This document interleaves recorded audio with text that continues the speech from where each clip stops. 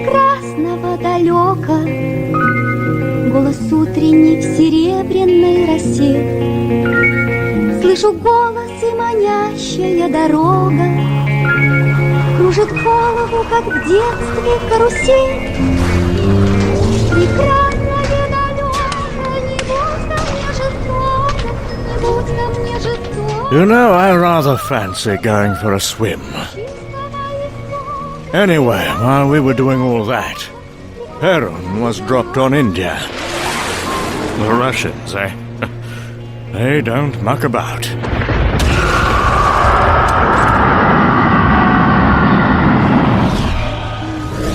I saw a demonstration of Perun, you know. Couldn't really talk about it before, since I was being headhunted for a post on the engineering team. Lots of hush-hush, cloak and dagger, being sneaked across borders and so forth. I turned them down, mind you. The food was appalling. In any other situation, Perun would have been a devastating field deployment. Not that the Indian deployment was what you'd call entirely unsuccessful. Sarvam Kalvidam Brahm. All this is total Brahm, total Krishna. Astonishing piece of engineering, really. Fitting all that inside a man. Oh, really, there wasn't a man inside there, though. Not anything you'd recognize as human.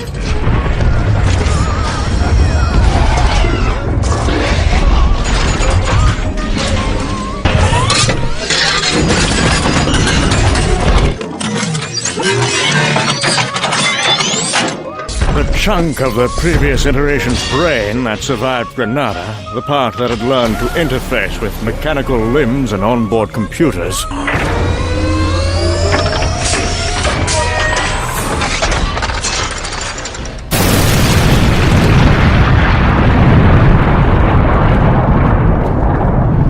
I managed to clone that part a few times. Perun actually had 4 sub-brains scattered around the container of his body, running his systems or seated as backups.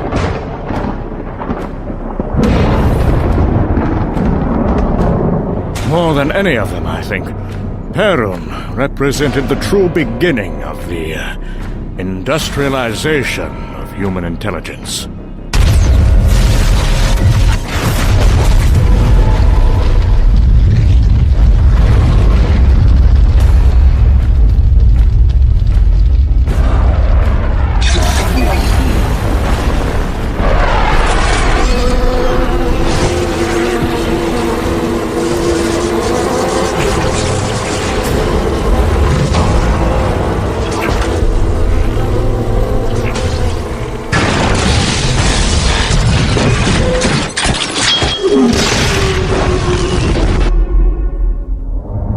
Not entirely unsuccessful, as I say. I believe that was the point at which spy satellites could once again get a good look inside India.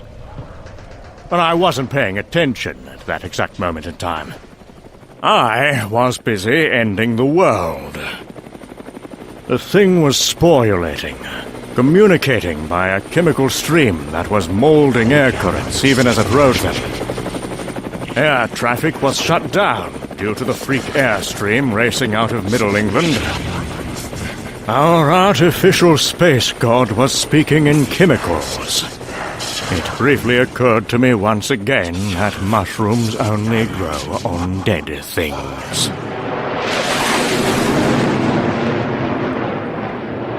I wonder if Jerry Craven would have smiled to think of that.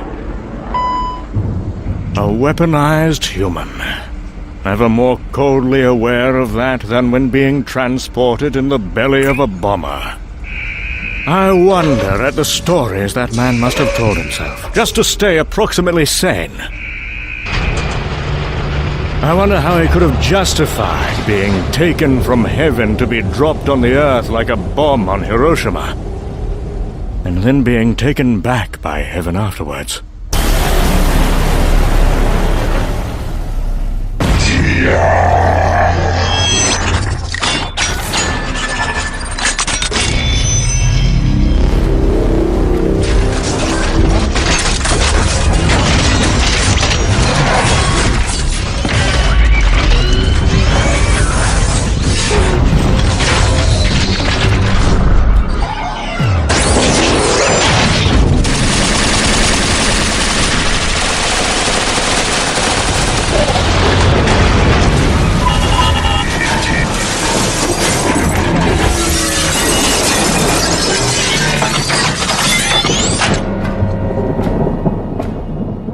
Around this time, the inevitable happened in Somalia.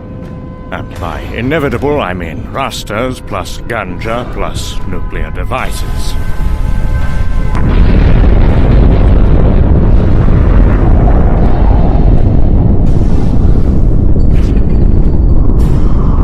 Almost coinciding with a nuclear event in the Venezuelan Amazon, where their uranium deposits were located. There had been rumors of a Venezuelan superhuman development project called Libertador. One presumes that mistakes were made. Other mistakes? Assuming that Malak walking from Iran to India would move at a human pace, or that he would do human things along the way. Everyone saw the hole he made in Tehran. The hole he made by presumably disassociating atomic bonds in proximate space. Or as one wag in the office put it, killing things by looking at them. It appeared that he could extend that field of destruction around him, and that it tailed behind him somewhat like the tail of a comet is imagined to do. Krishna was clearly more sensitive to incursions on his territory at this point. And this next event pointed up something interesting that was the source of much discussion at my lab, at least for an hour or two. What makes a god? The ability to destroy, or the ability to create? Malak could obviously render things down into a pile of loose atoms just by walking past them. But Krishna walled up a country just by wishing it. That was quite fascinating. You analyzed the event quite closely, Tommy, I know. I would have loved to have seen the figures. Krishna created or moved material faster than Malak's field of destruction could get rid of it. It was almost funny how a creature as powerful as Malak could be so indistinctively and utterly diffused. Almost. In the aftermath, we wondered if Krishna did not predict Malak, and simply used him as a tool in a second phase of his operations. Perhaps the whole thing was premeditated. Perhaps he understood that in panic, Malak would extend the field of his effect to the vastest scale of his ability in trying to save himself. And that was what Krishna required for his next trick. Malak's field of destruction, ramped up to its extreme level, wasn't going to simply shut off on impact.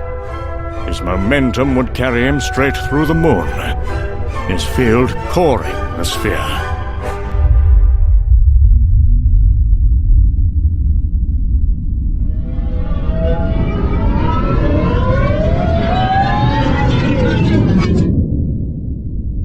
Poor old moon.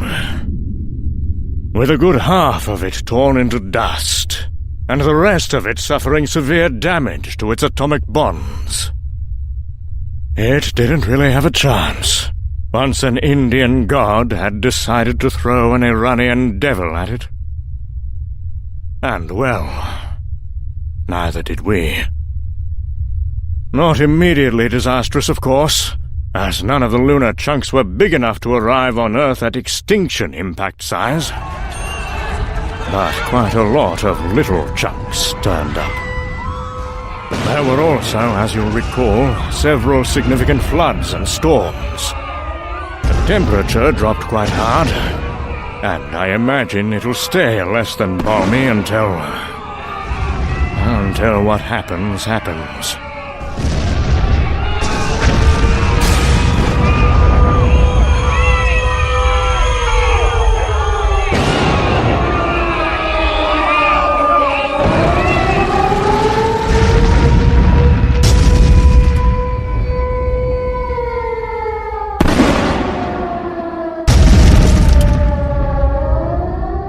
I suspect it was around this time that I decided to leave my place of employment.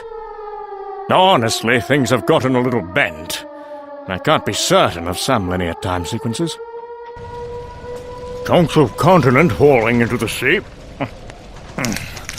chunks of moon falling on the planet, a few nukes going off, it was definitely time to be on the move. I had my mobile kit with me, so I could keep tabs on things quite effectively, given the taps and hacks I had in place, which had mostly been instituted to help me keep my job. I always intended to head for London. London still has the best deep-core blast bunkers, and my security clearance could get me into one. But no, obviously it didn't work out like that. But I definitely needed to run away from where I was. The Maitreya movement happened while I was traveling.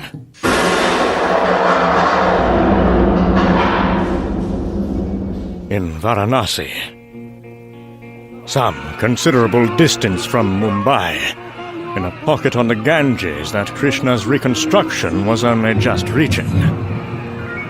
Funny thing I saw on the telemetry. India's air really was getting cleaner. Krishna actually had recombined the matter of Indian infrastructure, despite all the fires, the atomized Indians, and the nuke next door, into machinery that could radically improve the environment. He really was going to save India. Maitreya was ultimately a very interesting antagonist for Krishna. Krishna clearly preferred to work with objects, land, inert matter. Maitreya clearly preferred to work with human beings.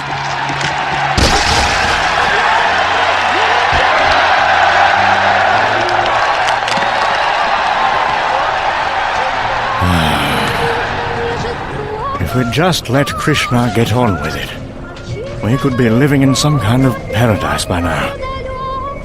Isn't that a terrible thought? If only cooler heads had prevailed. If Dajjal hadn't been released, if the Chinese had waited, if good old Jerry hadn't been deployed. I sometimes wonder, if I'd stayed on base, could I have affected things for the better? Could one sane man have really saved the world? I wish you could see the water, Tommy. It looks lovely.